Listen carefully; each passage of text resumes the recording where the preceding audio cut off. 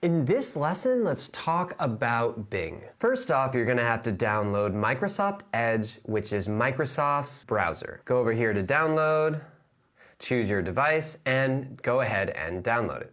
If you don't already have one, you'll have to create a Microsoft account of some kind, so I went ahead and set up an @Outlook email account. Now that you've signed in with your Microsoft email, go ahead and click the Bing icon in the top right. This will open up the Bing chat window. Here we have the 3 different modes that you can use Bing in and 3 different ways that you can use Bing up top. We have Insights, Compose, and Chat. Scroll down in Chat and you can choose Creative, Balanced, and Precise.